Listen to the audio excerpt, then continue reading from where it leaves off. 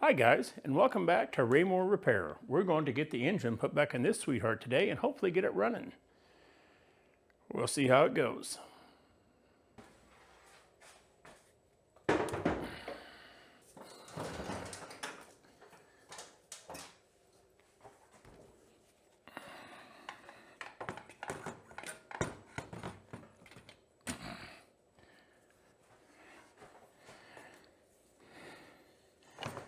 Alrighty, after way too long of struggling with this thing to get it in there, it is finally in there. You need to bring this thing in completely sideways to the head over here to clear the back end, and then set it in place, and then walk this back over and plunk, set it down. So essentially, that's what we just did. So it's in there. We're going to raise it up and go ahead and put our mount bolts in. Now I'm not sure how much of this you're going to see, but we're going to get this swing arm slid back in place. The new collars have to go on both sides of the engine. There's one over here you can't see, and there's one there you might be able to see. So I don't know of a good way to film this, so I'm just going to do it, and we'll see what you can see. That wasn't so bad. On these bolts, this one's cleaned up a bit. I like using anti-seize on them more than about anything. It just seems to last longer than grease.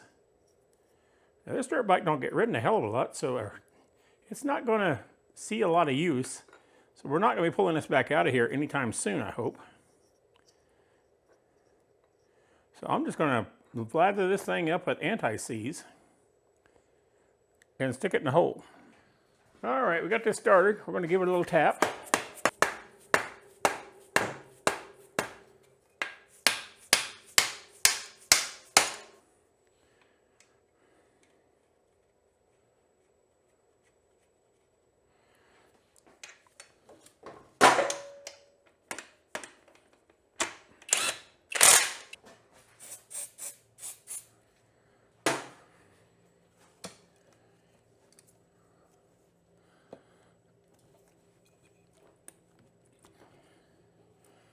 That's one.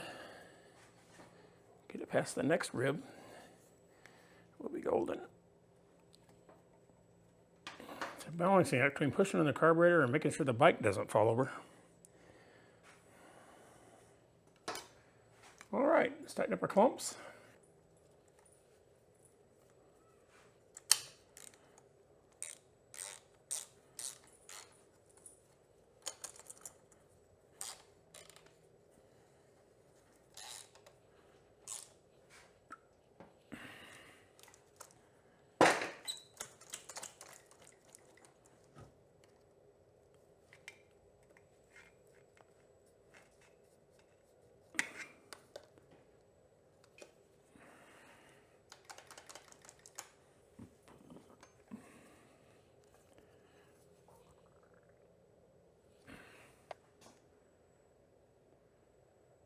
That's right, GN4 Honda oil.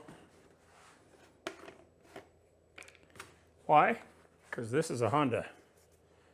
And I reckon the people that manufactured this thing, they should know what best oil to use in it. This holds about 3/4 of a quart or just under. And it's running out of our check hole now, so that means that it's full.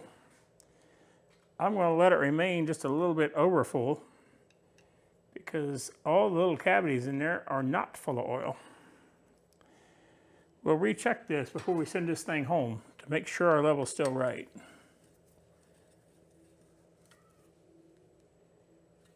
This one's drain plug is tight, so we'll throw some oil on this side and see if it stays in it.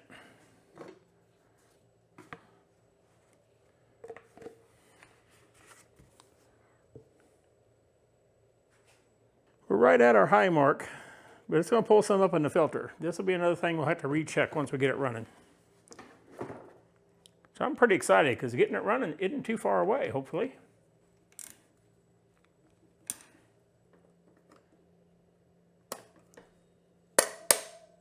Alrighty, we got this thing back together. Let's see if she'll actually start. Turn the choke on.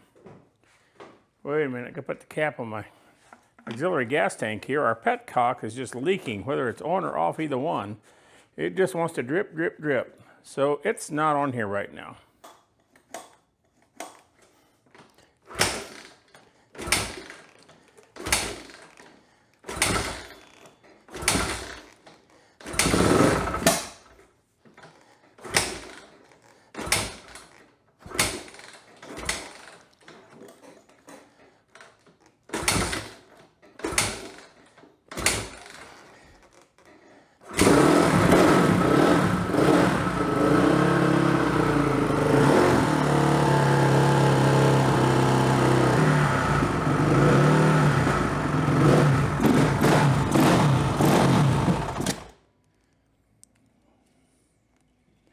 Well, it runs.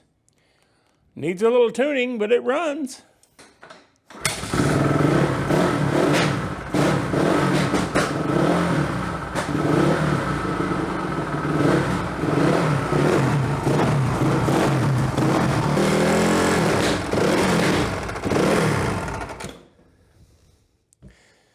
Well, we got to do a little tuning on her, but she does run.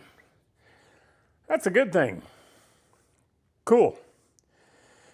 I think we'll wait till we get our gas tank on here, and we got a new petcock ordered, but it probably won't be here till 3 or 4 days from now, which would be like that for you. But we will get that in here and get it installed. We're running super lean on the bottom end, and we got to figure out why that is. But outside of that, we're not doing too bad. Glad to hear it run.